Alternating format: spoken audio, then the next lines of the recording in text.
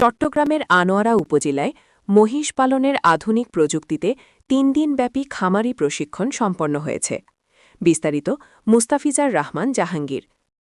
চট্টগ্রামের আনোয়ারা উপজেলায় মহিষ পালনে পুষ্টি, প্রজনন ও স্বাস্থ্য ব্যবস্থাপনা বিষয়ক আধুনিক প্রযুক্তির ব্যবহার শীর্ষক ৩ দিনব্যাপী খামারি প্রশিক্ষণ সফলভাবে সম্পন্ন হয়েছে।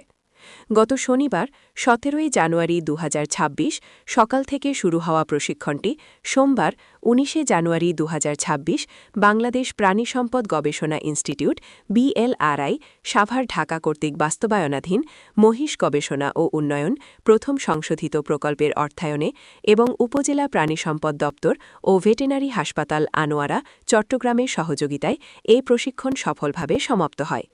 ৩ দিনব্যাপী এই প্রশিক্ষণে উপজেলার বিভিন্ন এলাকার ৫০ জন নির্বাচিত মহিষ খামারি অংশগ্রহণ করেন।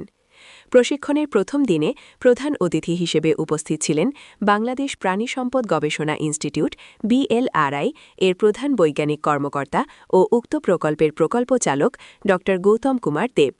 উক্ত অনুষ্ঠানে সভাপতিত্ব করেন ড সমরঞ্জন বড়ুয়া, উপজেলা প্রাণিসম্পদ কর্মকর্তা, আনোয়ারা।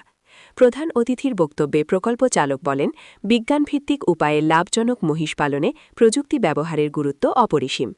আধুনিক প্রযুক্তি ব্যবহার করলে মহিষ থেকে দুধ ও মাংসের উৎপাদন বৃদ্ধি পায় এবং খামারি আর্থিকভাবে লাভবান হয়। সাইলেজ ও UMS ব্যবহারে খাদ্য সংকট দূর হয় এবং আধুনিক শেড ও পরিষ্কার পরিবেশ মহিষের স্বাস্থ্য ভালো রাখে। ড সমরঞ্জন বড়ুয়া বলেন, মহিষ পালন দেশের প্রাণীজ আমিষের চাহিদা পূরণে গুরুত্বপূর্ণ ভূমিকা রাখে। প্রশিক্ষণের দ্বিতীয় দিনে ডাঃ মোহাম্মদ আতিয়ার রহমান, পরিচালক, বিভাগীয় প্রাণিসম্পদ দপ্তর চট্টগ্রাম, বাণিজ্যিক ভিত্তিতে মহিষ পালনের সম্পাদনা নিয়ে আলোচনা করেন। তৃতীয় দিনে ডাঃ মো আলমগীর, জেলা প্রাণিসম্পদ কর্মকর্তা, চট্টগ্রাম, আন্তঃপ্রজনন সমস্যা ও কৃত্রিম প্রজনন প্রযুক্তি ব্যবহারের গুরুত্ব তুলে ধরেন। খামারিরা প্রশিক্ষণ শেষে জানান, এই প্রশিক্ষণের মাধ্যমে তারা আধুনিক প্রযুক্তি ব্যবহার করে লাভজনক খামার গড়ে তোলার নতুন দৃষ্টিভঙ্গি পেয়েছেন।